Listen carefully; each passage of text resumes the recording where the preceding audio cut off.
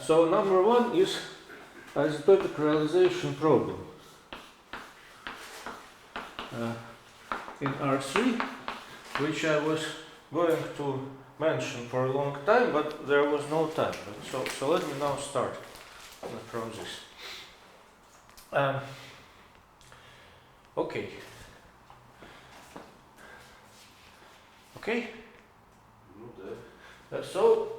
What is the... So I hope this will not take a long time, maybe just 20 minutes, but I think this, I should mention this. So what is isotopic realization problem?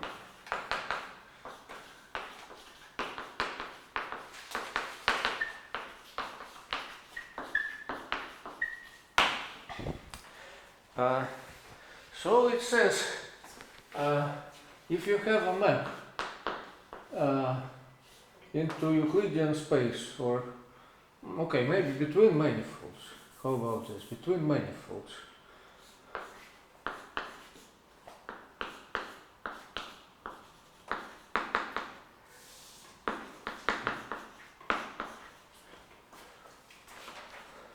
I think there are different versions. Maybe a polyhedron into Euclidean space. Okay, the question is, so we have this map. If F is realizable, which means realizable by embeddings,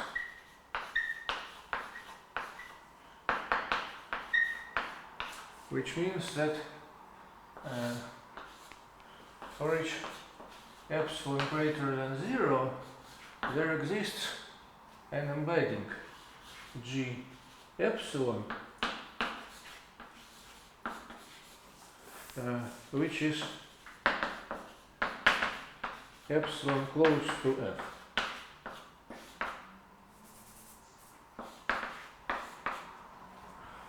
Yes, let's assume that M is compact to avoid some problems. So epsilon close is just the usual supremo metric. Okay, the question is, if F is realizable by embeddings, then... Простите, а реализовал как по-русски? Реализуемо. Also, there was a terminology discretely realizable. Discretely. Because the question is, if F is discretely realizable, then is F isotopically realizable?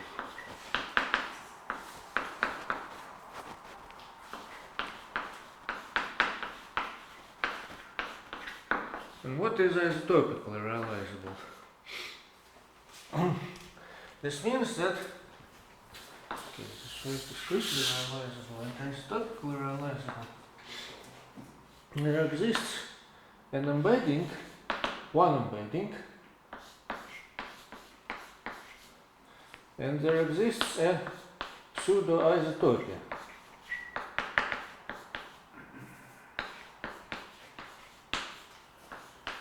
Ht from M to M, so that H0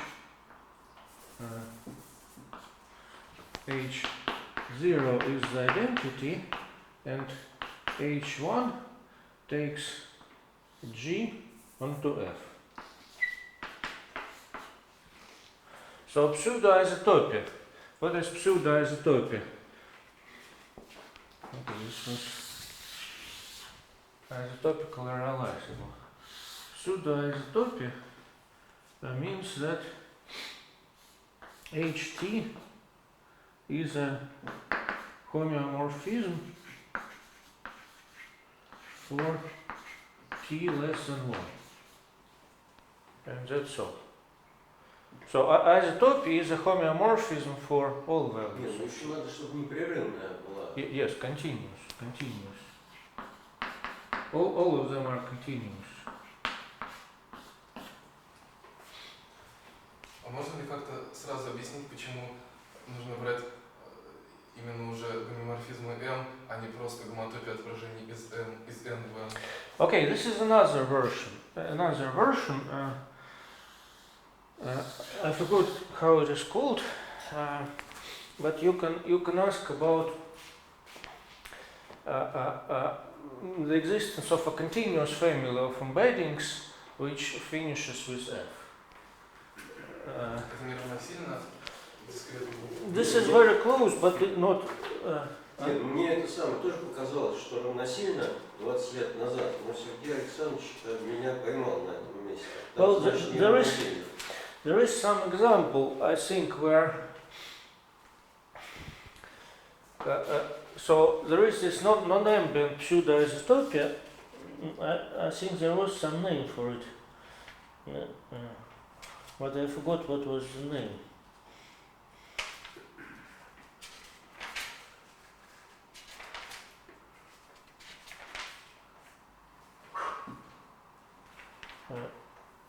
Oh yes, I think it was A1 isotopically realizable or something. Okay, so there is the following example. If you put a small trefoil knot on the circle and then you move this knot around the circle, but you don't just rotate the circle. This point is fixed and this point is fixed, but the knot is moving, so you pull some part of the rope inside and push it inside and pull it here, and then the knot is moving. And in this way you move it around and it becomes smaller and smaller, and you can move it faster and faster. In any case, you move it infinitely many times. It makes infinitely many full turns, but it becomes smaller and smaller. Then this family of embeddings converges to the trivial knot. So this is ft, t belongs to 0, 1, and this is f1. It converges continuously, so it's a non-ambient pseudo-isotopia, but it is not covered by ambient pseudo-isotopia, because this knot makes infinitely many full turns, and then there will be no continuous map. It doesn't converge to a continuous map. So some points in the complement also make infinitely many turns, and then there is no continuity. So I think this is only. Вы имеете в виду, что здесь нет изотопической реализуемости или той, которую я спрашивал? Well, this is an embedding, so it is isotopically realizable in either sense. But there is this non-ambient pseudo-isotopia which is not covered by ambient pseudo-isotopia. Вы не могли бы повторить по-русски? Но это пример необъемлемой изотопии, которая не накрывается необъемлемой псевдоизотопии. Даже это изотопия на самом деле, это просто изотопия, которая не накрывается псевдоизотопией объемлемой, вот как написано.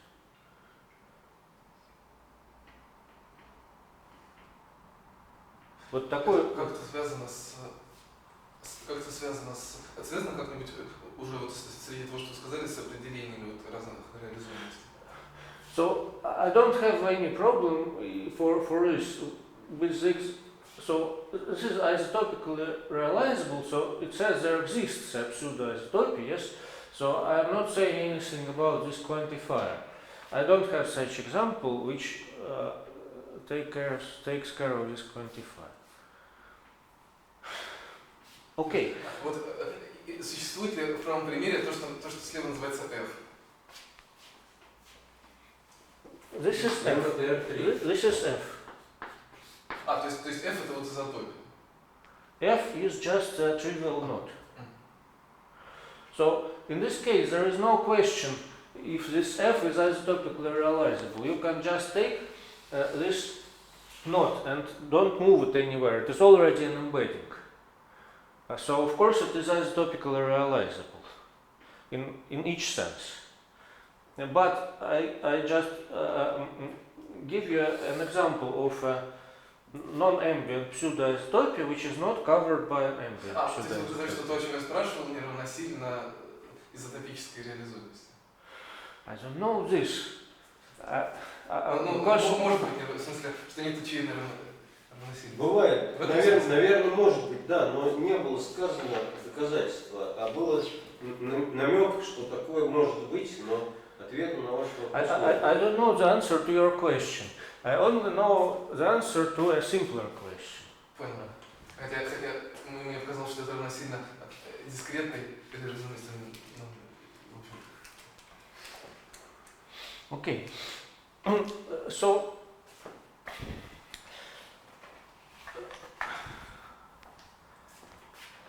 I think the difference is not very important about pseudo-isotopia or non-ambient pseudo-isotopia. You can study this difference, but maybe it is not so important. Вот революция, все было просто терминологически. Там были буквы, которые потом упразднили большевики. И если писать слово реализация с одной буквы, то будет изотопическая. Если с другой, то будет дискретная. Если с третьей буквой, то будет, вот как вы спрашиваете, объемлемое и необъемлемое. Там все было просто, там можно было просто букву заменить, и сразу все было понятно. А сейчас надо переспрашивать 30 раз из-за того, что информация ушла. Okay, so the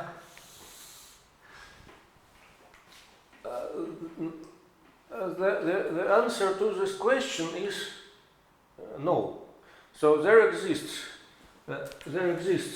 a map from S3 to R6, which is realizable, so it can be approximated by embeddings, but it is not isotopically realizable. It is not trivial. It is. It takes some effort to construct it, but it exists. So this is. I constructed it, I think, in 1998. And also there are many other results actually about the isotopic realization problem. There are more complicated examples. There are many results when the answer is yes. In some cases, and Piotr Mikhailovich took some results about this, but I don't want to discuss this now. This is a very long story, many results.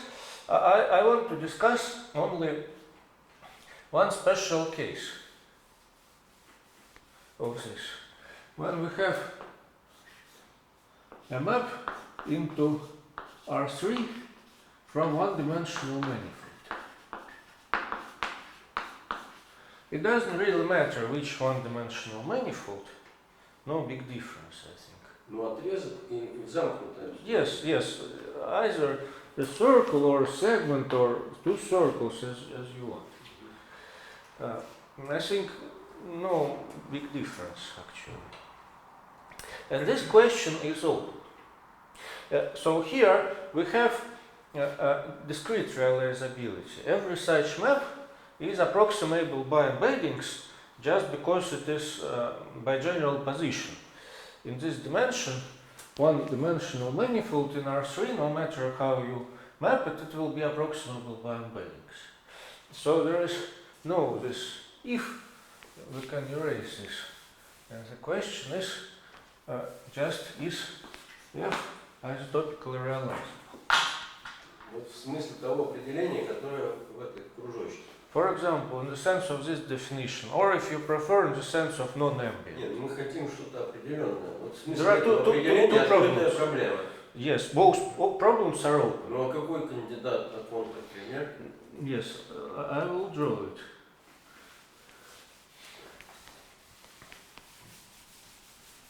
Вот сегодня я не зря пришел, сегодня очень интересная тема. Хорошо бы это самое, все это разобрать опять. Сейчас будет контрпример новый. No, there is nothing new. Here it's just a I want to advertise this problem. It is an open problem. Yes, maybe there is some approach how to solve it. Yes, I want to mention this. So this is the problem. Isotopic realization problem in R3. Andreas, is the statement clear?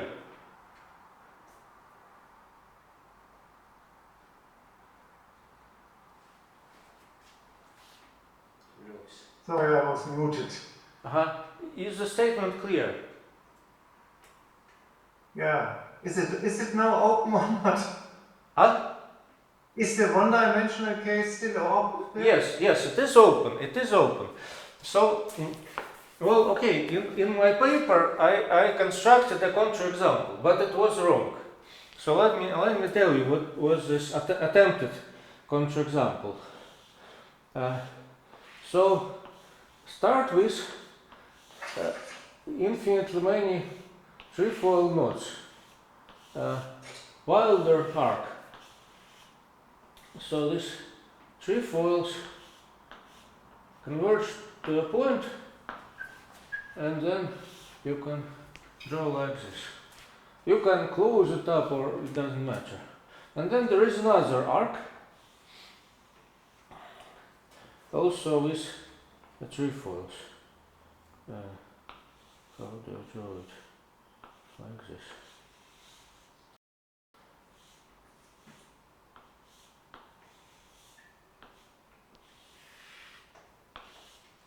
And they get smaller and smaller.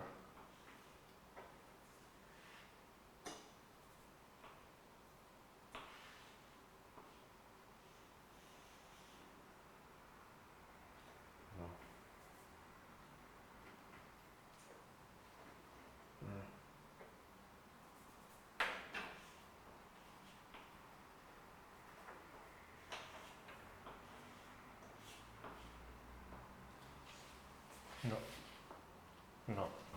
What did I draw?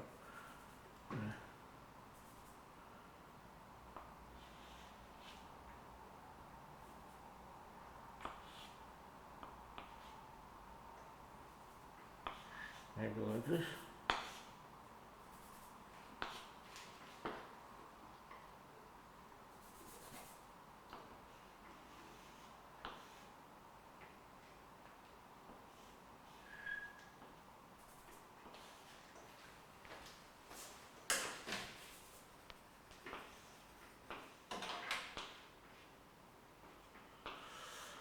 Okay, and so on, and so here it converges to the same point, of course.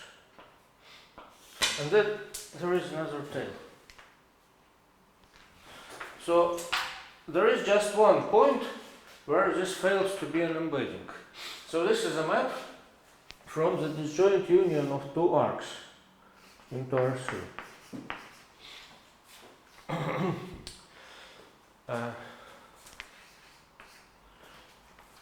And so I claim that I can prove that this is not isotopically realizable, but unfortunately there was a mistake. And in another paper, so there was some claim in the proof, which later turned out to be just wrong. So I constructed a counterexample to a claim in the proof. So I absolutely don't have a proof even for this. Это у вас нет даже в смысле параметрической, да? In any sense. So this is open for this particular map. What is known? В смысле, для этого неизвестно даже...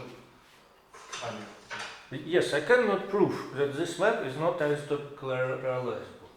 I thought quite some time about this, and Важно, что вы эти трилистники завязали одинаковые. Ну, то есть вот у вас конкретный пример, а больше вас ничего не волнует.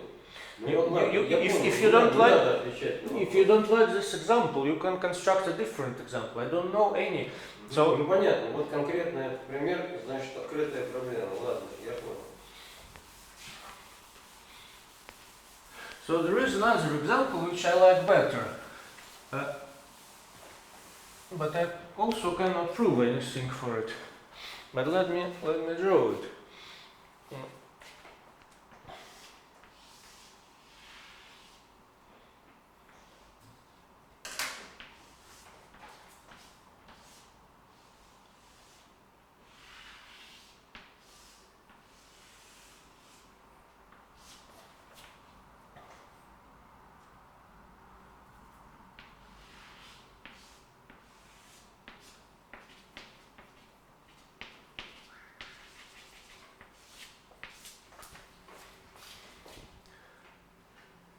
Okay, so this is another example for which I cannot prove that it is not isotopically realizable.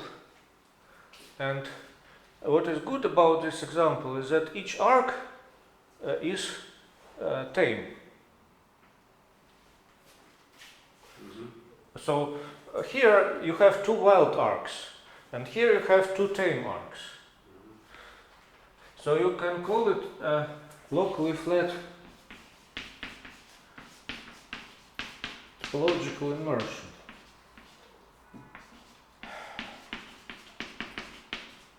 So for every point, its neighborhood is embedded, so it is an immersion. And it is locally flat because it is embedded in the standard way.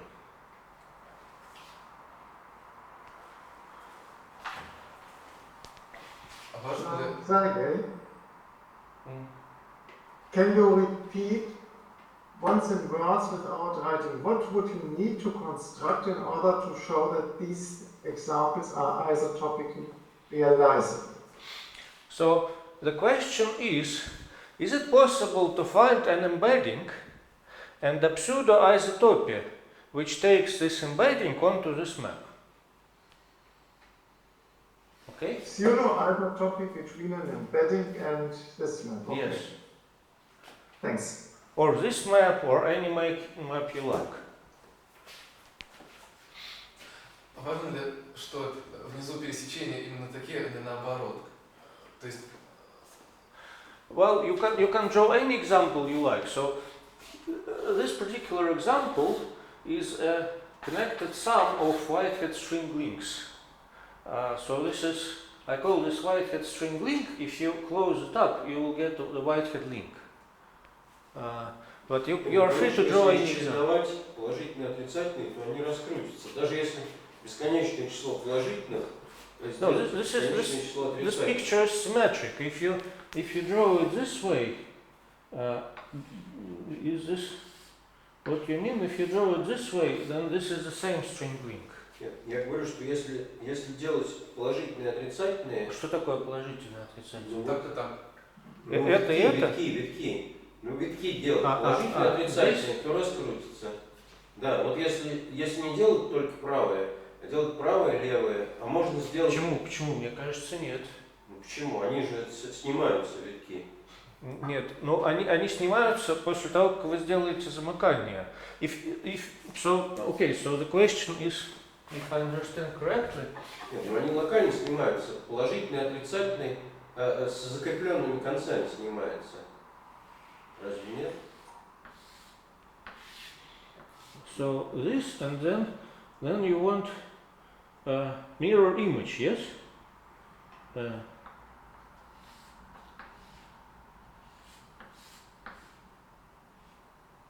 Ну, он снимается.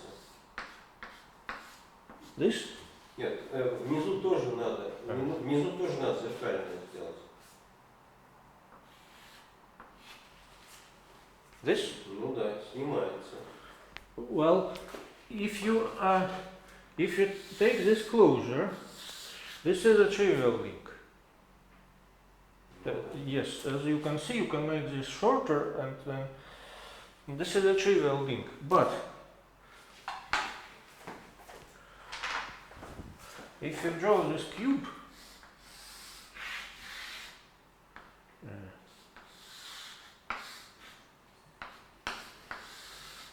this string link is non-trivial.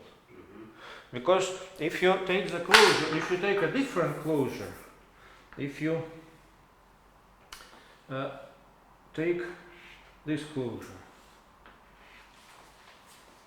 with linking number 1. Then this link is non-trivial and it has non-zero generalized Sutter-Levin Нет, environment. ну вы так нарисовали, а я хочу внизу проход на переход поменять. Тогда будет все нормально. This one, Да. Оба поменяйте. Вот я как раз насчет этого хотел спросить, потому что обе петли, которые вот только что были нарисованы, они сложнее, чем просто обход вокруг. Ну вот я это самое беру туда, с той стороны его вытаскиваю, и он раскручивается. but no. If you draw it this way, you just don't have any. Вот если я такой буду повторять до бесконечности. It doesn't. Yes, but it doesn't make sense. So let me draw it.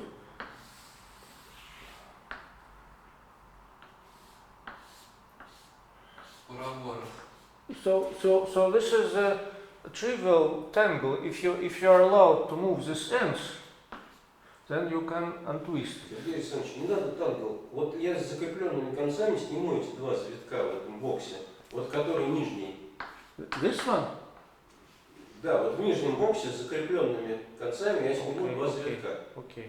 Вот, а если я теперь спрашиваю, если я буду такую штуку делать до бесконечности, она будет изотопически реализуема или все равно будет проблема? Ну, я вот начну их снимать, конечно. бесконечности не сниму, да? Почему не снимете? Нет, я спрашиваю, одновременно могу снять, вот эти завитки раскручивать, и еще чтобы вот эта точка, где они накапливались, освободилась. This will be the same picture as this.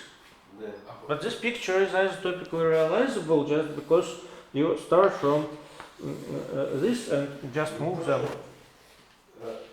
Хорошо, ладно, я понял. Значит, почему самое зависит от того, как витки рисовать. Можно так нарисовать, что не будет. Мне вот кажется, что это не будет вот эквивалентному простому, потому что если мы пытаемся простое обратно превратить в бесконечное количество завитков, то у нас будут возникать пары завитков в одну сторону и в другую. Yes, but this was the question. Я Melikhov suggested pairs. Пары, да. Pairs. Ну вот, то есть зависит от того, что я делаю все правые и не делаю левых. Потому что если я начну хитрить, то там but Petr Mikhailovich, if you do just all of this kind, it will look like this. It will look just like this way. Ну да. Like this. And this is isotopically realizable, of course, because it is not really different from this picture. Там можно это все в точку пересечения стягивать вот эти завитки. Yes. So you can how to prove that this one is isotopically realizable? You start from this picture, and then you start doing like this. Ну да, я там закручиваю, а там раскручиваю и делаю маленькие. Yes.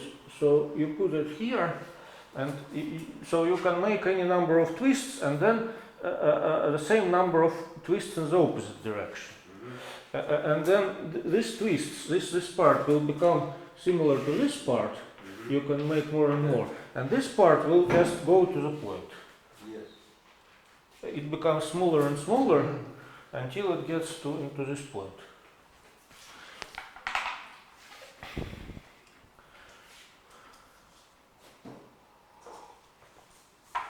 Okay, no questions so far? I can continue. So, what is known? There is a following theorem by Sergey Melikhov and Karl, maybe this, Sikeva.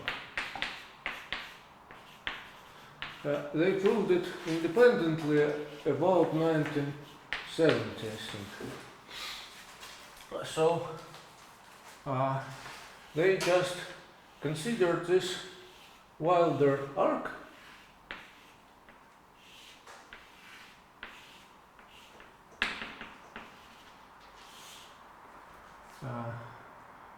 so this is an embedding F from the arc into R3. But they proved that there exists no pseudo-isotopy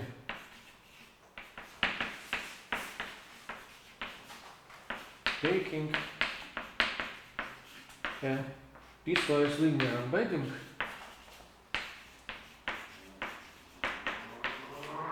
onto F.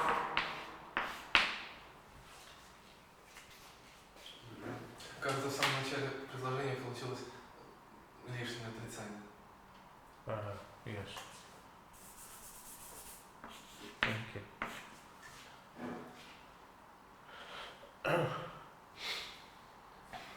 And the proof is the idea of proof. The idea of proof is the following: that if you have a piecewise linear embedding, okay, it can have, well, maybe you can, if it is an arc, it doesn't really matter. You can close it up, or I don't know. Maybe for simplicity we can consider as closed node. So it can have a finite number of nodes in it, but there is some invariant like the genus of the node, which detects how many distinct simple nodes are on this piecewise linear node. And if you take a pseudo-isotopy to this, then you will discover that as you get closer to this invariant must tend to infinity. Because this one has infinitely many, no matter how you, so if you approximate it well enough, of course there is something complicated here, you don't know what is this, but you know that here it is very close to this one, and it can be proved that this will be a connected sum of this picture with something else. With this local nodes and with this, okay, so this is the idea of proof. Скажите, пожалуйста, утверждение по-русски. Не существует псевдоизотопии, переводящей кусочно-линейное вложение на это отображение. Ну, вообще не очевидно, потому что там вот эти вот самые связки, они могут быть очень волнистые, они там не прямые могут быть. You mean approximation? Да. Yes, it is not obvious, but you see there is such a lemma in knot theory that if you approximate, so any sufficiently good approximation will be a cable. You know, there are cable nodes, and a cable node is a connected sum, because you can, if somewhere you have no more cable, then you can just push this inside, and then you will get a connected sum. Ну, я не знаю, ну хорошо, я верю, что они доказали. Теперь почему это вас не устраивает?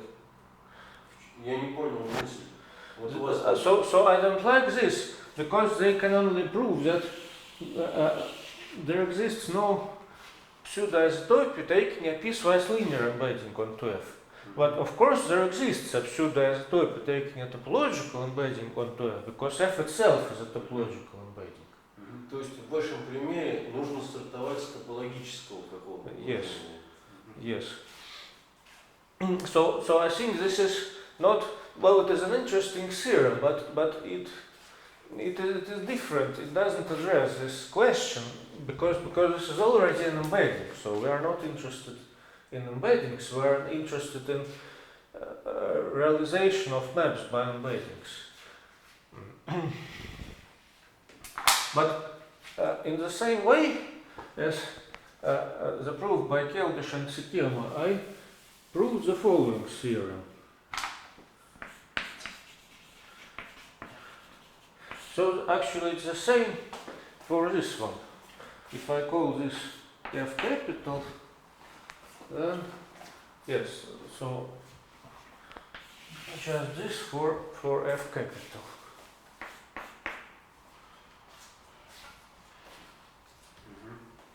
So there exists no pseudo-isotopy taking a piecewise linear embedding onto this F capital. And the idea of proof is similar. So in this picture there are infinitely many of Whitehead string links, and I just need to find some invariant of links which sort of accumulates complexity. It detects such things. And I think, I don't remember what was my invariant,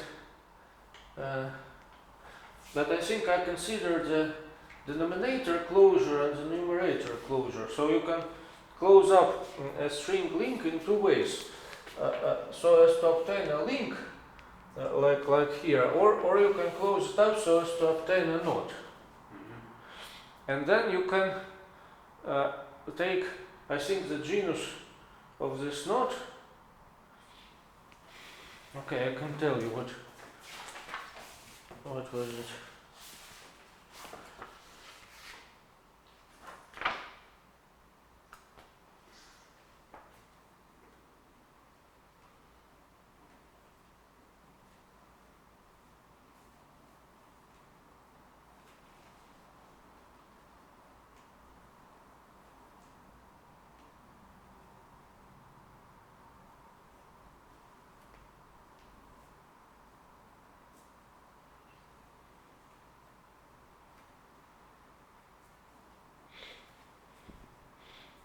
No, it's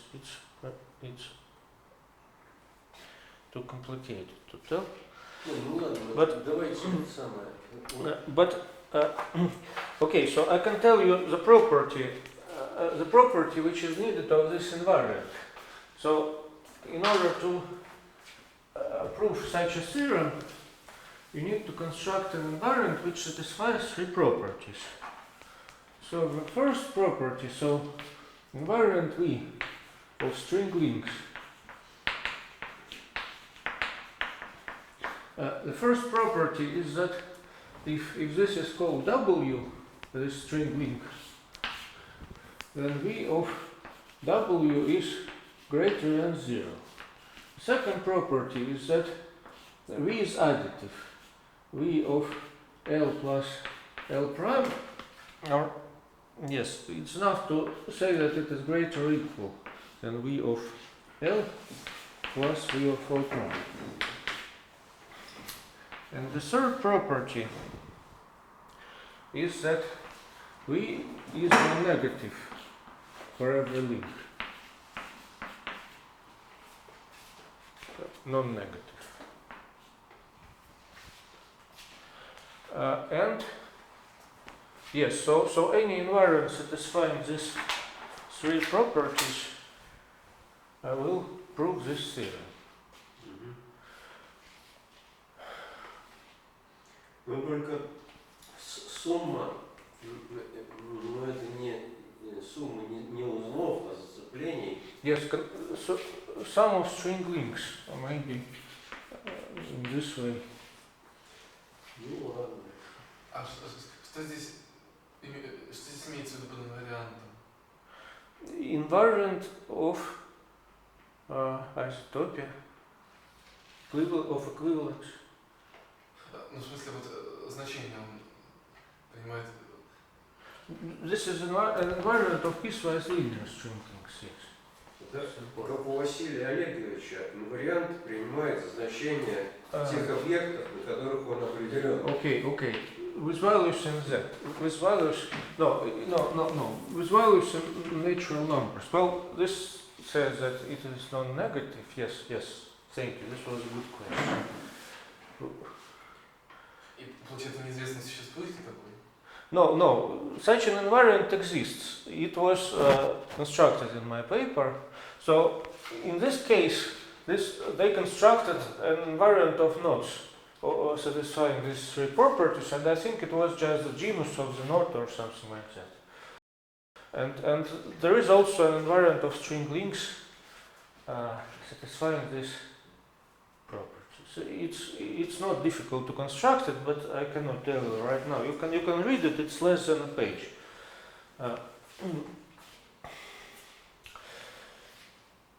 Okay. So if we want to solve the isotopic realization problem, how can we do it?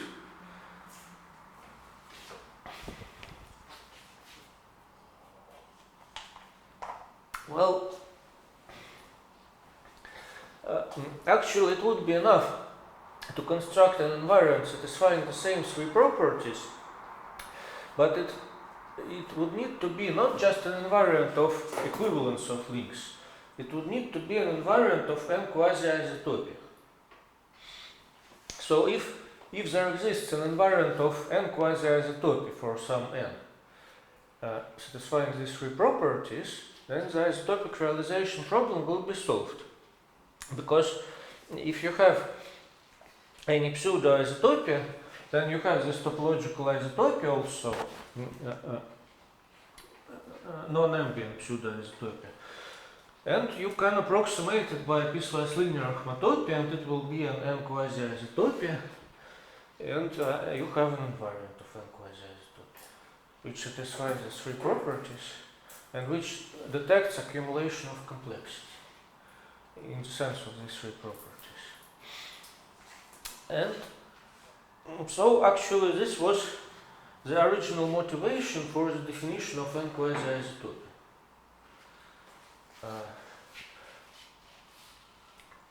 But the problem is still open. And why is the problem still open? Because it is difficult to construct invariants of n quasi-isotopy satisfying these three properties. So, for example, if you look at zero quasi-isotopy, this is the same as link homotopy.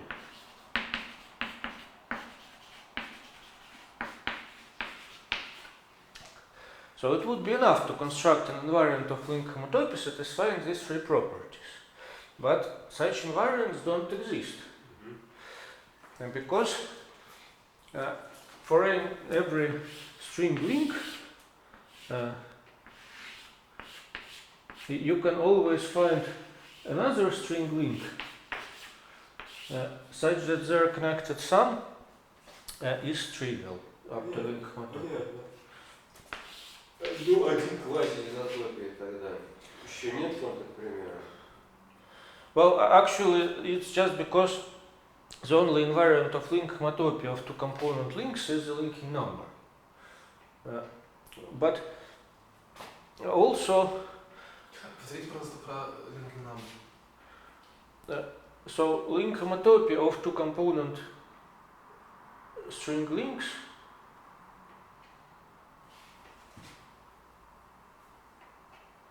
yes, is completely classified by the linking number.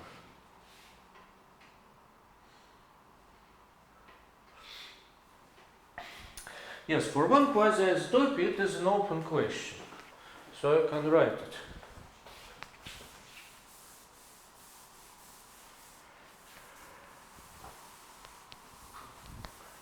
Problem.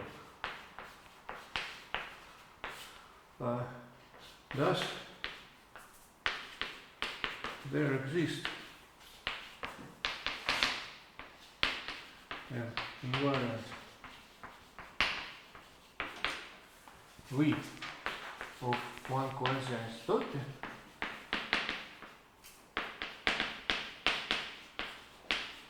or two quasi-isotopy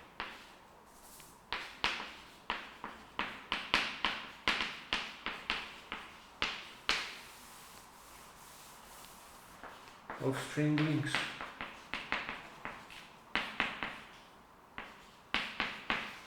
satisfying these three properties.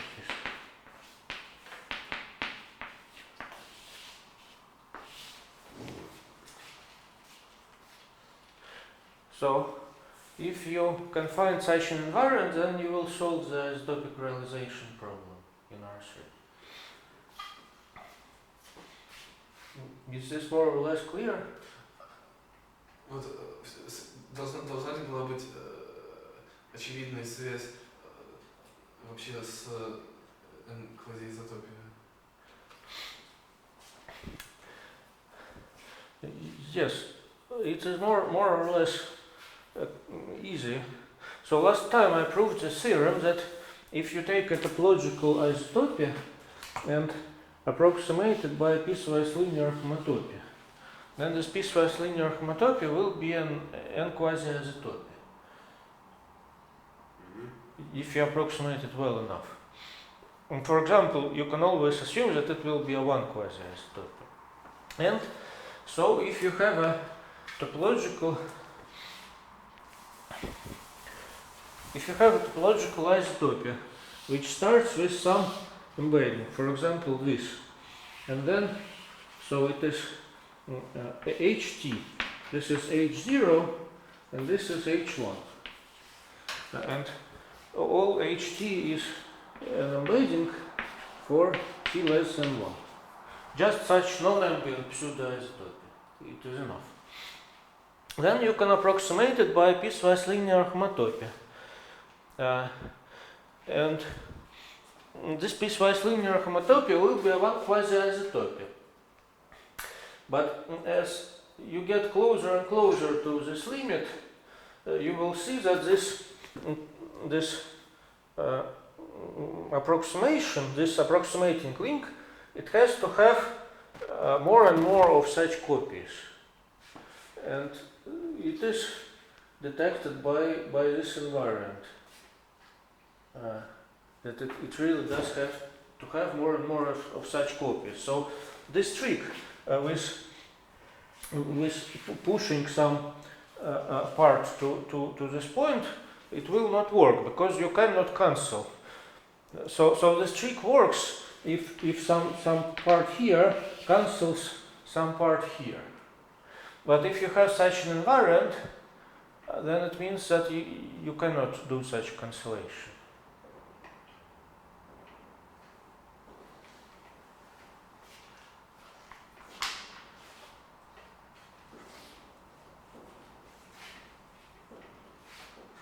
Как же, вот вы сказали, как по-русски правильно сказать cancellation? Сокращение.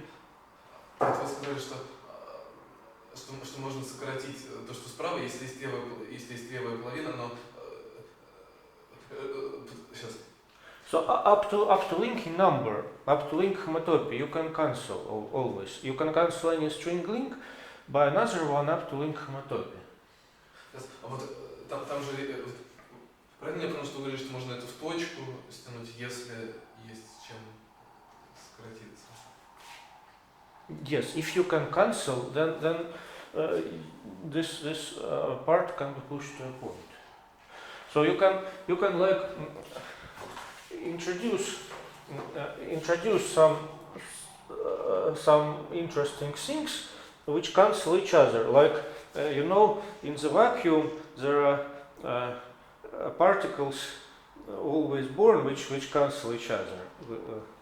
So this is what you do. You introduce a positive particle here and a negative particle here. And the positive particle keeps leaving and the negative particle keeps moving here and becomes smaller and smaller. And then all negative particles will go to a point and all positive particles, they will form what you want. But this is possible only when you do this, only when you have this property of vacuum. That you can introduce cancelling pairs. So up to link homotopy it is possible. Up to one quasi-isotopy I think it is not possible, but I cannot prove this. Тогда получается, что ваше определение с объемлемой псевдоизотопией и с параметрической соответствует рождению частиц в вакууме и в конденсированной среде, потому что если есть среда, то уже, значит, она движется изотопически, а в вакууме там могут всякие твориться чудеса еще помимо. Okay.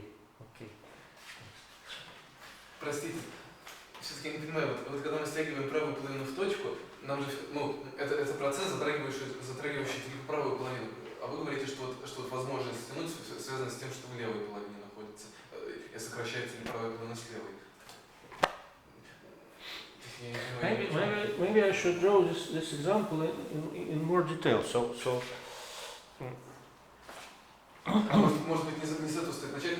Я еще упустил дважды момент, когда вы говорили вот непосредственно откуда n-quasi-изотопия берется, простите.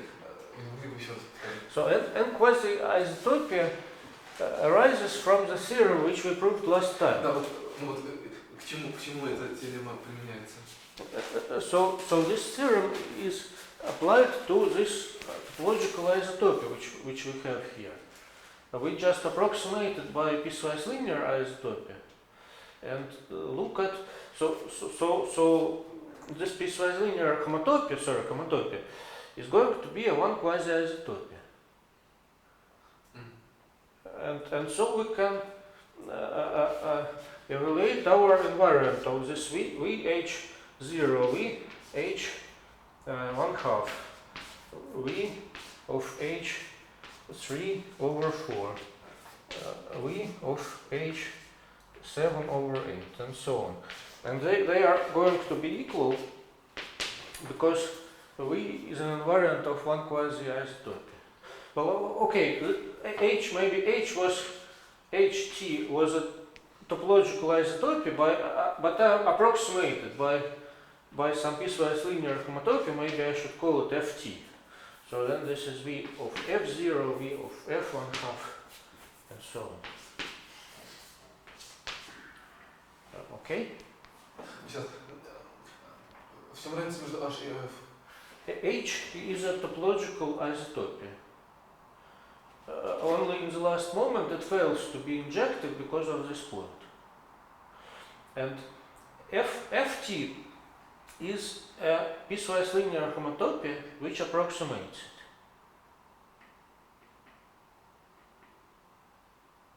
Имеется в виду, что это что она как бы достаточно линейная, но ну то есть она на последнем шаге вот у нас все-таки вот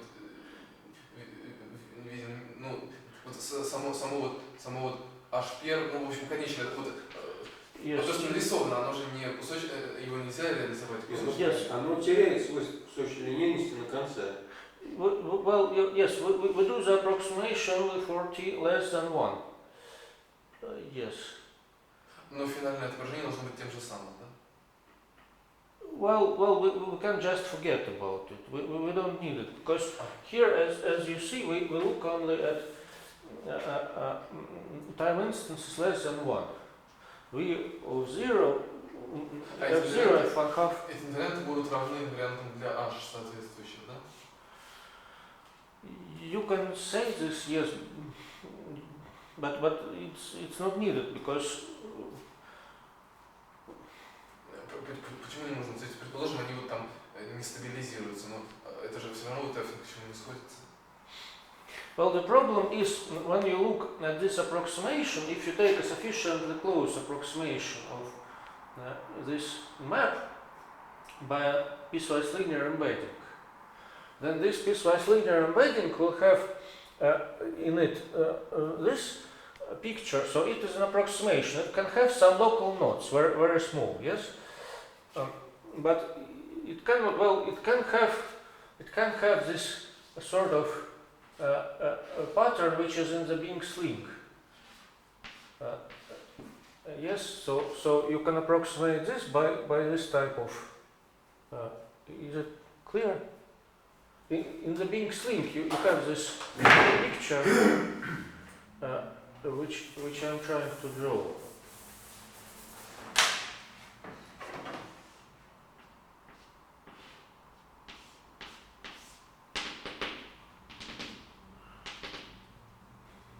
So this lives in some tube, and this is the tube. You put this picture here. So this is an approximation. But, well, this does not matter because, well, you can count this clasp. So this is 1, this is 2, this is 3, and so on. Okay, if you have n quasi-isotopia, then you can break the n's clasp and it will be n quasi-isotopia. So you can break such picture here and it will intersect this wall just in one point. And here it is like this. So up to n quasi-isotopia, you can just assume that any sufficiently good approximation is obtained by taking by adding some local nodes. If it is something more complicated, then you can break it into pieces, and these pieces will be local nodes. А если вот разбивать бесконечное количество мест понадобится, у нас же вот эти квазиизотопии, они, насколько я понимаю, позволяют только конечное количество. No, we don't need to break in infinitely many places, because we just want to obtain a contradiction. The contradiction is the following, that our invariant V cannot have any fixed value, because if it has some value 100, for example, then we take such an approximation that there will be 101 such pieces, and maybe something else, local nodes or something here in the end. But because of this additivity property, this something else doesn't matter. It can increase the value of our invariant only. And because of this property, and again of the additivity property, we have at least 101, and we obtain a contradiction. Yes, and this is also used, this is important, because this something else which is near this limit point, it still must have non-negative values of the invariant. And this fails for the linking number, for example. The linking number can be negative. This is the problem with the linking number. Okay?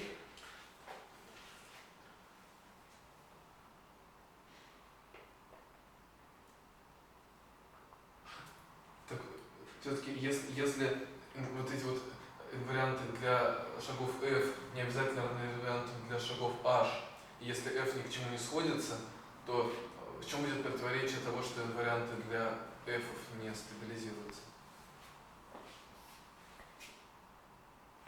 Well, you can make this approximation closer and closer as t approaches 1. То есть все-таки будет f первое равное вот этому нарисованному. Okay. You can make this ft approach the same map in the limit. You don't need this for the approximation to be one quasi-isotopy, but you need this in order to obtain the contradiction. Because this argument about 100, it assumes that we can take as good approximation as we want. Понял.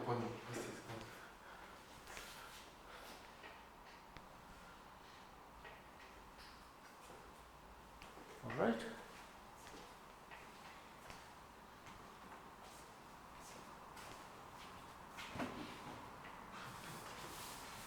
Можно считать, что Келдыш и Сикема придумали в частном случае инвариант квазиизотопии как род, или нельзя? Нет, абсолютно нельзя. They have knots, and there is no quasi-isotopy for knots. Ну ведь если они придумали квазиизотопии в два квазиизотопии род же не может соскочить на произвольное число, или может? Если... Может, потому что любой локальный узел вы можете добавить, и он будет два квазиизотопа. Ну, вот именно что... любой локальный узел будет два квазиизотопа. Нет, ну как же? Я могу только достаточно сложный добавить, чтобы... Если там я буду повышать род квазиизотопии, то приличник я же не добавлю или все равно добавлю? Добавите. So every local node doesn't change. You can kill it by n quasi-isotopy, because you just do any self-intersection, and then in the definition of n quasi-isotopy there are these balls or polyhedra. But no problem, you can take this ball as P1 equals P2 and up to any moment you want.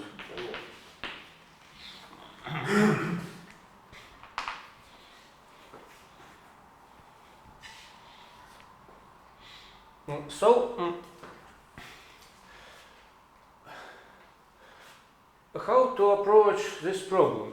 So the problem is, does there exist an invariant of one quasi-isotopy or two quasi-isotopy of string links satisfying these three conditions about accumulation of complexity?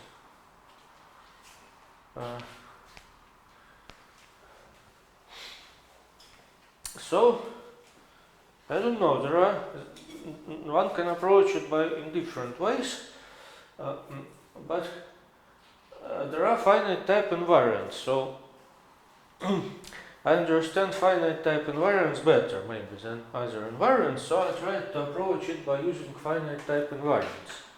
But this is difficult, so you can use the theorem 2, which we proved last time. So for one quasi-isotopy, or maybe two quasi-isotopies, so any type 2 invariant which is well defined up to PL isotopy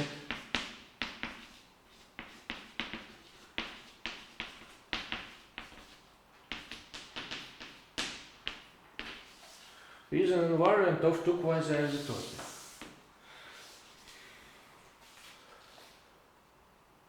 So you can try to ask if you can find such an invariant V, which is a type 2 invariant. Well, of course not, because a type 2 invariant can always, it takes value in abelian groups, in an abelian group. Well, so it can take value in Z, but then it will have negative values. So this is not going to help. And the problem is really with this negative values. So you can, with respect to this invariant, you can cancel any link by another link. Почему? Мог случиться инвариант, который принимает значение в отрицательных числах тоже, но он все равно годится. Такое бывает. Почему? Но он может принимать отрицательные значения на тех объектах, которые вас не интересуют.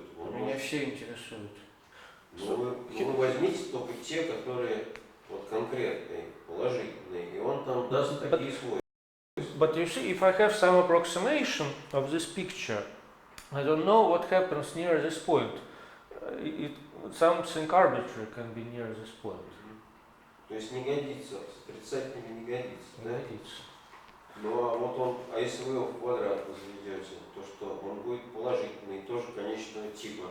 Вот я возьму инвариант отрицательный и возведу его в квадрат. Будет тоже конечного типа инвариант. Станет положительный. Ну, в общем, не знаю. But how about additivity? Нет, про аддитивность нет. Аддитивность это я не утверждаю. Я говорю, что ваше возражение... If it was additive, so we a plus b Он уже не будет аддитивный. squared, you want to be greater or equal than a squared plus b squared. Well, usually this happens. Сейчас, вот, если взять вот те, которые сокращаются, вроде не получится. Получится, что 0 должен быть больше либо равен сумме двух квадратов. Yes, if a and b are negative, then we have a problem, yes. This is the problem.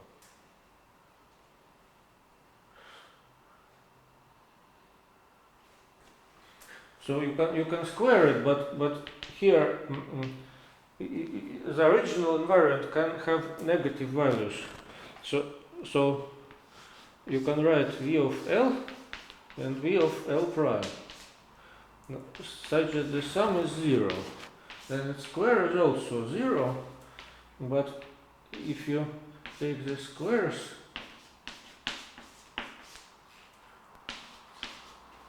then this is not true. 0 is less than this sum.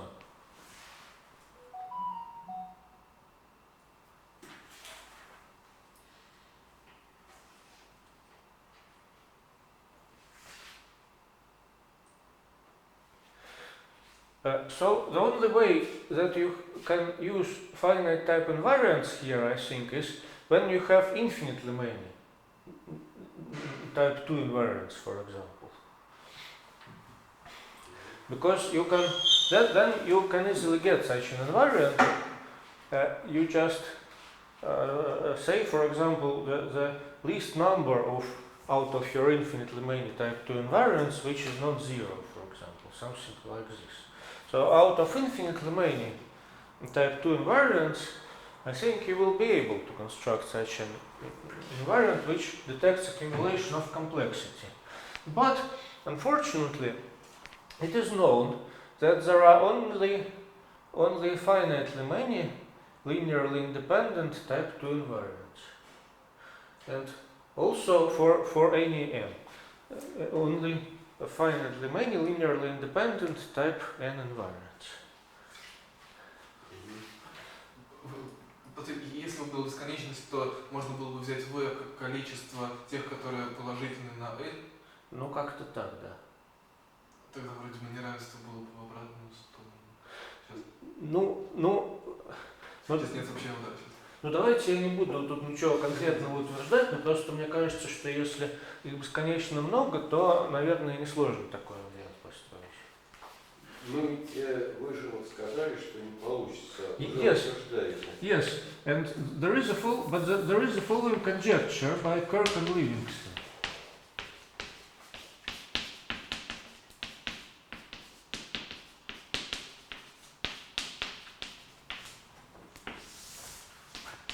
There exist infinitely many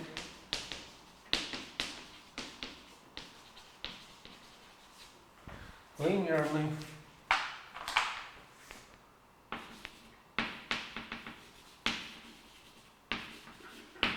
independent colored type 2 invariants.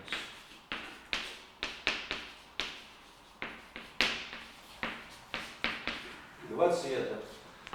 Yes. Крашеные варианты. Нет, ну сколько цветов? Два цвета, да.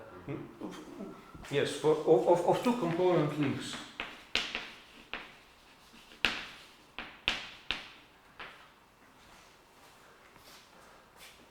So what is colored?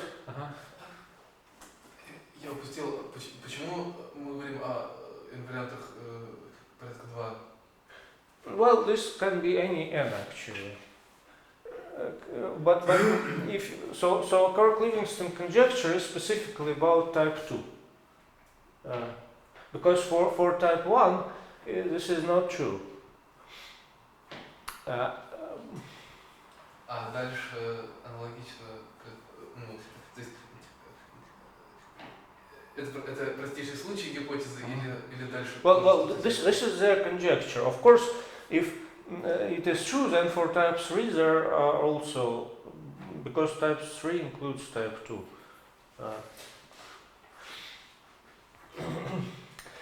But I didn't define what is colored type 2 invariants. But even before I say this, let me just mention that colored type n invariants are going to be invariant under n quasi-isotopia. And this is what is good about them. So everything, so if Kirk-Livingston conjecture is true, then I think that the isotopic realization problem will be solved. So what is colored type 2 invariant? Let us recall the definition of finite type invariants. We extend our invariant from links to singular links by this formula. So we of, yes, I can just draw a picture. When we resolve the double point, we have to take one resolution. This, this is positive, and subtract the negative one. In this way, we extend our invariant to singular links. So actually, maybe I didn't say that when we have several double points, we can do this resolution in different order. but it doesn't matter in which order we do it, because you can just apply this, do it in some order, and then you get the formula that V of L, so L has n double points.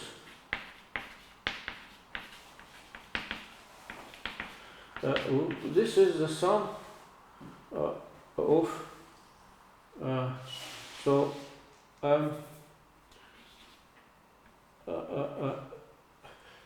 so it has n double points, and for each double point I have a choice to make the positive resolution or the negative resolution. So there are these signs epsilon 1 through epsilon n, and then I just take the product of these signs and I write V, yes, this is V bar probably, and I write V of L epsilon 1 epsilon n, which is the resolution. So this has 0 double points.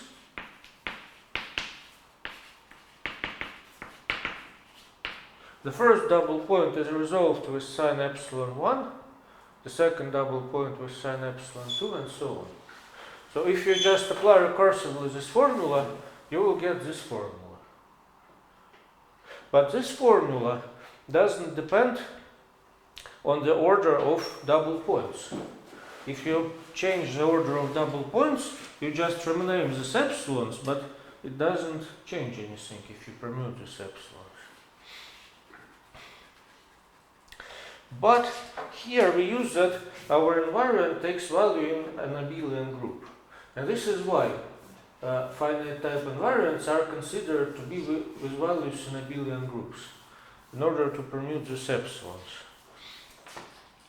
Вот, кстати, ваш вопрос про инвариант Васильева в нильпотентной группе.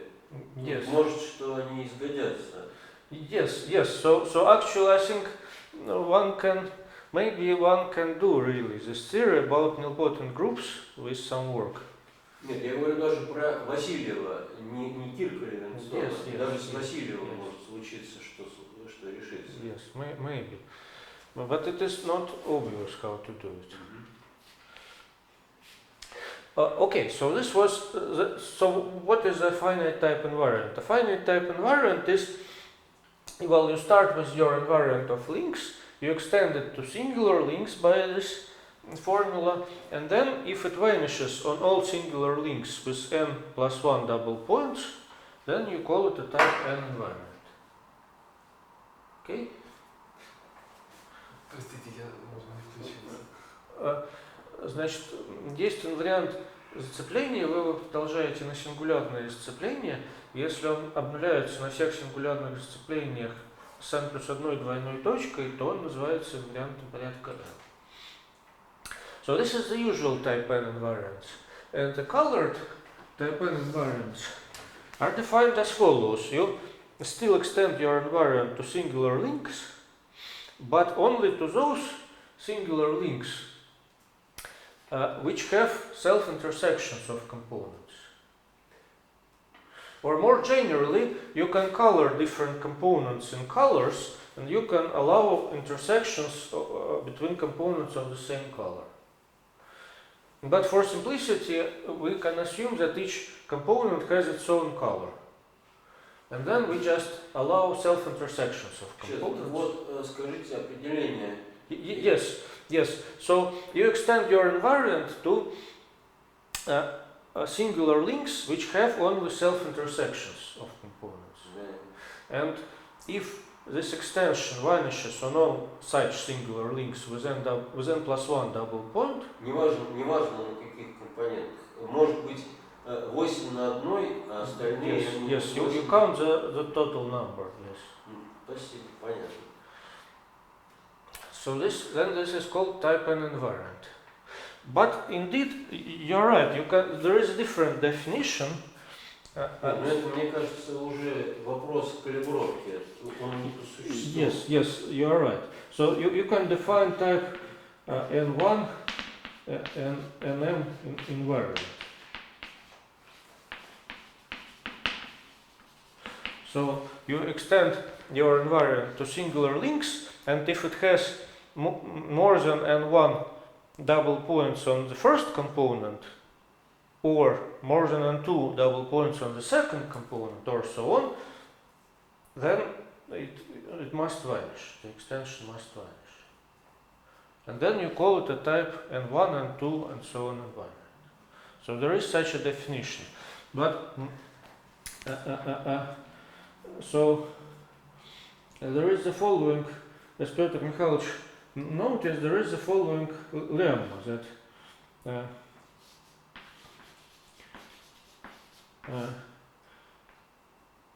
well, you can just say that a type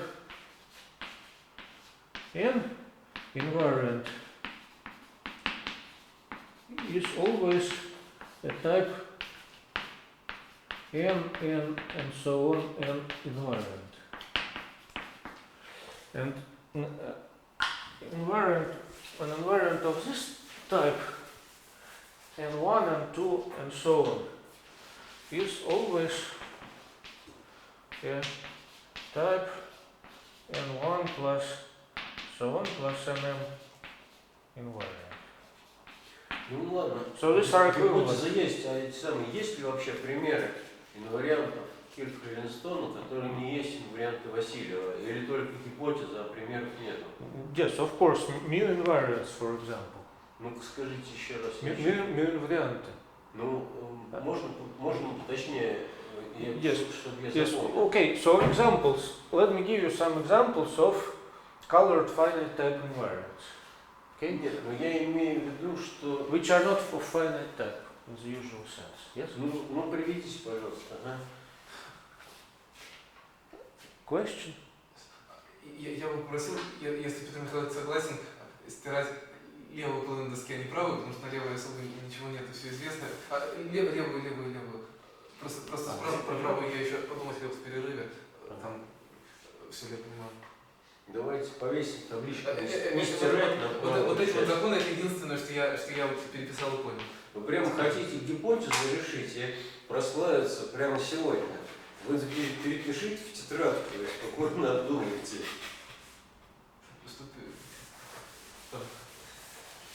Надо разобраться, как писать.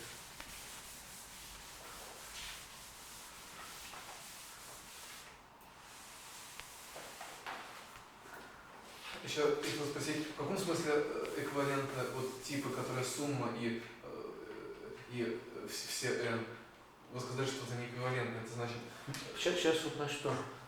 Вы там описали, что есть два способа определить Да, порядок. Порядок. Ну да, но это просто разная фильтрация на одних и тех же объектах. Инвариант порядка n является инвариантом порядка n, n и так далее.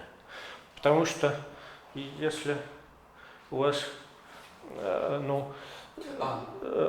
значит, n плюс 1 двойная точка на какой-то компоненте, то и всего есть n плюс 1 двойная точка.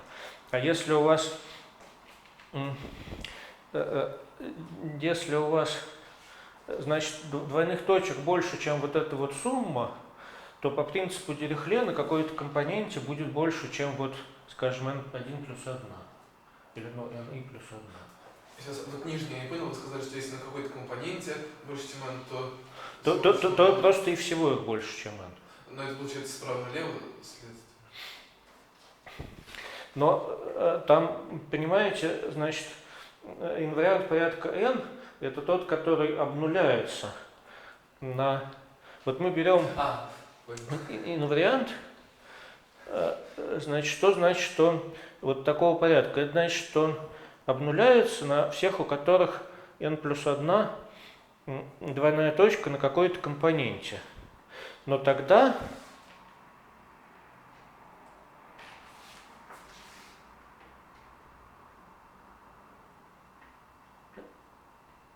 нет, но импликация отсюда. Если он обнуляется на всех с n плюс 1 двойной точкой, то он обнуляется на всех, у которых n плюс 1 двойная точка на какой-то компоненте.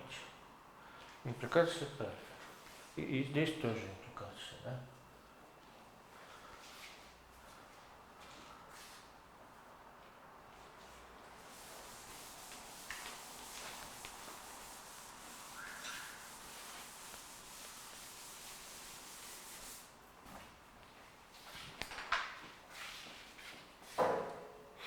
So the question was about colored finite type invariants which are not of finite type in the usual sense.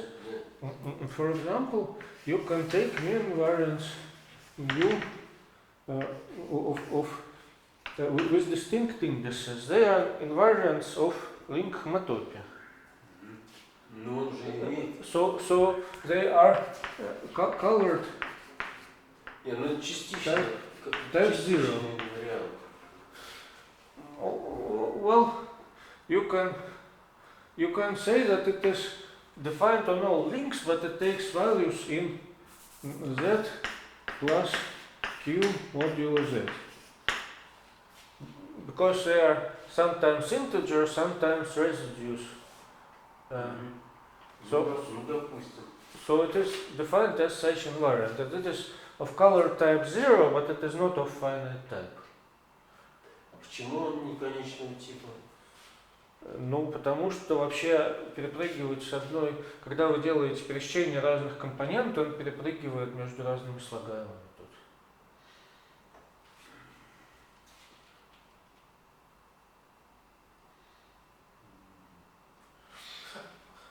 Простите, вот там следствие, значит, если инвариант типа n1 и так далее, nm, то он инвариант типа сумма всех этих. Разве это не означает, что любой инвариант вот, крашеный, это просто инвариант конечного порядка, вот, который там написан, сумма? So there are three notions. Не, ну он перепрыгивает, но может он полиномиальный. Yes. So this should be colored, and this should be colored. Yes. And Какой смысл говорить colored, если число одно? There is a big sense. Colored means that we extend our invariant only to those singular links which have self-intersections of components. So we don't look at double points which are intersections between distinct components.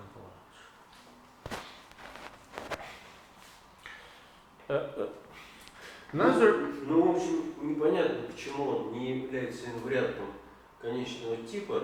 Okay, I didn't prove this, but well, a good example is if you take this Conway polynomial in two variables,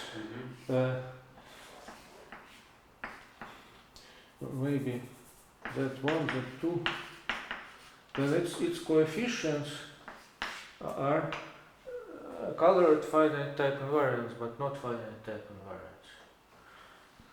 So, Полином Конвея двух переменных не является инвариантом конечного типа в смысле Васильева? да. Как так? So I can write C ij z1 to the power n. Рекуррентному соотношению удовлетворяет, когда... Yes, and this proves that these are colored finite type invariants, because these are just self-intersections. Нет, когда на двух разных компонентах две точки можно пересечь. No, it's a complicated. Well, there is a Conway potential function, which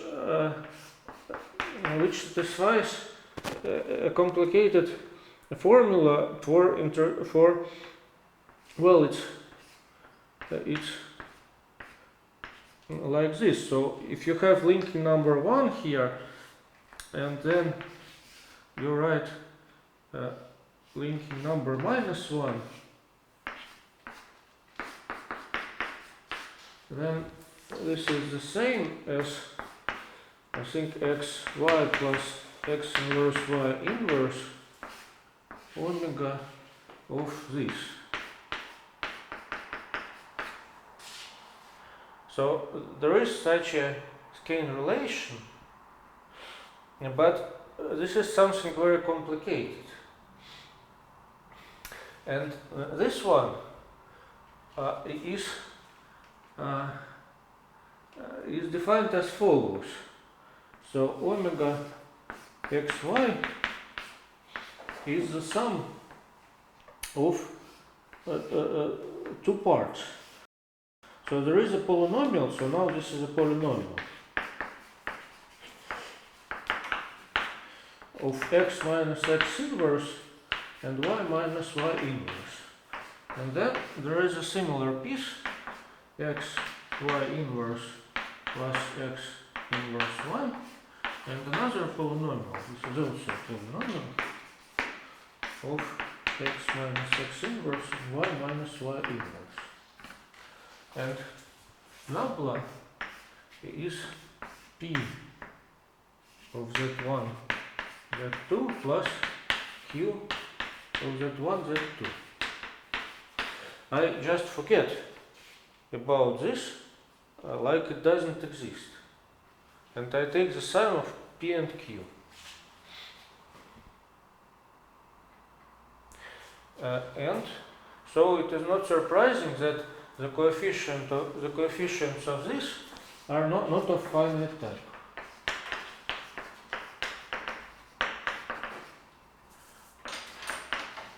But they are of colored finite type. But so, they are of type ij. Всегда можно сделать искусственный пример, когда ну вот там, когда омега, там же конечного типа, да? No. These are not finite type. The coefficients of omega are not finite type invariants. You can write, for example, По ИК, да? you have to make some substitution. No, coefficients of p and q are not finite type invariants. This is the problem. You have to make some substitution, so you have to solve the equation. So z equals x minus x inverse. This is a quadratic equation. X z equals x squared minus 1. Yes, so z, so x squared minus x Ну, значит, выразить minus 1 equals 0. Выразить x через z можно, да, там. Minus, so this is x plus minus root of x squared minus 4x squared plus. Ну, ряд получится. И так z1 получится, и z2 получится через y. Yes, you get a power series. You get a power series and you can substitute it here. Then you will get finite type invariants. Ну вот. Yes, you can do it. But this, yes, maybe you can like it better. Maybe you will like this power series better because its coefficients are finite type invariants. But this one also has some advantages. Its coefficients are integer. These coefficients are rational because in this root there will be denominators. And these coefficients are integer.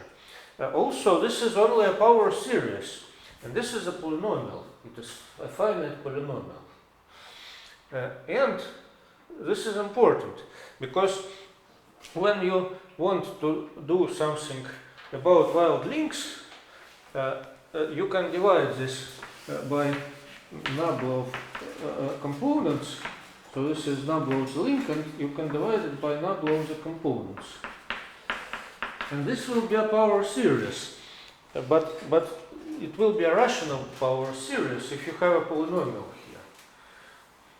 here. Petr Mikhailovich, do you hear this? So if this is a polynomial, then this is a rational power series. But if you make this substitution, then you cannot say that this is a power series, that this is a rational power series for tame knots. So this is an important distinction. And so this invariants which are not of finite type, they have very practical value. Ну вот эти самые коэффициенты C22, C11, они являются коэффициентами конечного типа. Они же из вот этого, из ряда происходят. Вот вы когда... No, they are not exactly from this power series. they are related to the coefficients of this power series, but there is also this term which is a power series. Но если они связаны, то они все-таки являются конечного типа, если они выражаются. No, they are expressed in a complicated way, because this is not a polynomial in Z. This is a power series. Но это C и G, это самое, так как вы их определили, а вот, значит, там еще были C, там еще какие-то C-шки были, другие, наверное, да, с верхними индексами. Просто я, по-моему, где-то написал, что C22 это вариант конечного типа, но я, наверное, неправильно написал. Yes, if you take it from this root. Ну, наверное, я правильно написал. Ну, собственно, надо будет проверить. Я только спрашиваю, что не ошибся ли я. Ну, так это самое, в принципе, меня... Also, Petr Mikhailovich, there is the following theorem. So this Cij is an integer lift of the following mu invariant of mu bar 1, 1, 1, 1, 2, 2, 2, 2. I think something like maybe 2i and 2j, approximately. And I can prove such theorem only about Cij, and I cannot prove such a theorem about the coefficients obtained from this root, because the coefficients obtained from this root are very complicated from the point of view of this mu invariants. They are very complicated sums of such mu invariants.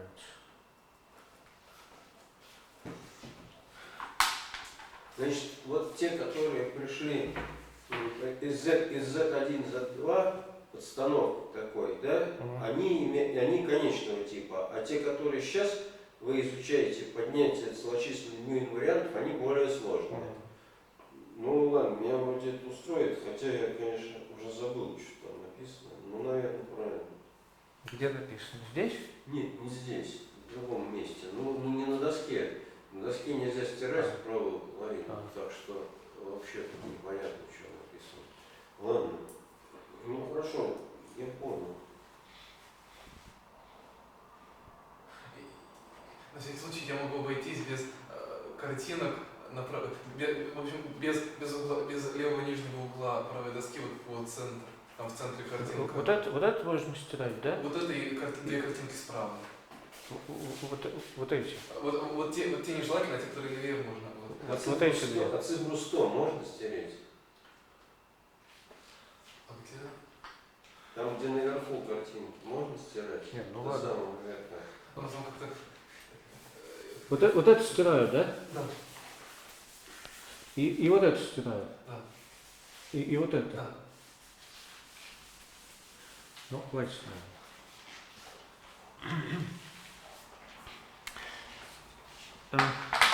But Petr Mikhailovich, you see, if the conjecture of Kirk and Livingston is correct, then there are infinitely many linearly independent colored type 2 invariants. Нет, но если она корректна, то тогда будет большой запас. Но пока что она не доказана, может все, что там есть, является упражнением вот, типа того, что взять хороший инвариант и сделать из него плохой.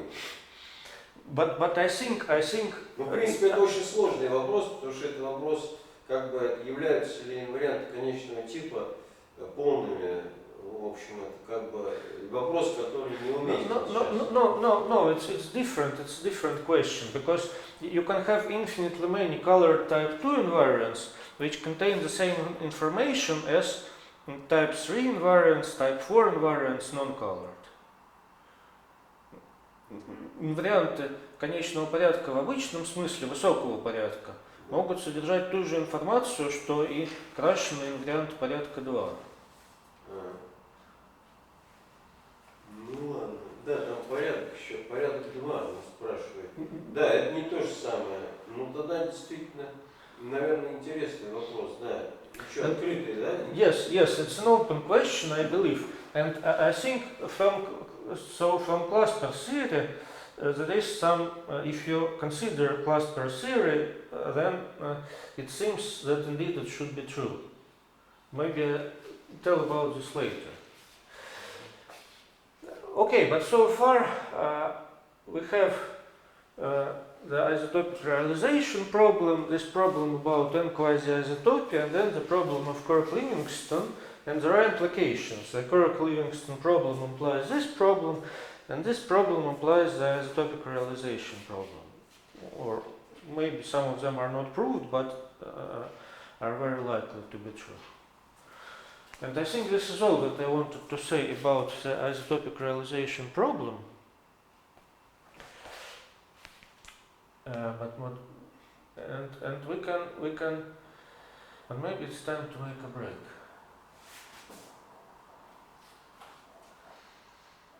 Ну да, я там, значит, написал в статье для физиков, что есть интеграл, ну, которого вы не любите, но он очевидный вариант конечного типа.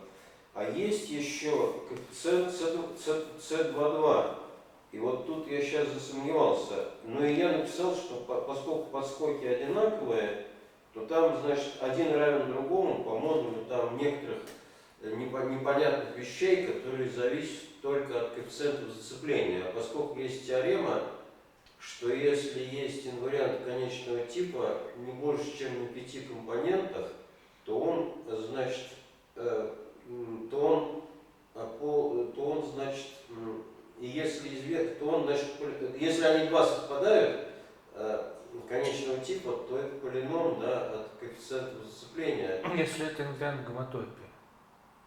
Да. И вот в этом месте я сейчас засомневался, потому что я пользуюсь тем, что там C22 инвариант конечного типа. Но я просто это забыл. Ну, скорее всего, вы его исходно взяли. Нужный инвариант брал, да. Так что, наверное, не ошибся.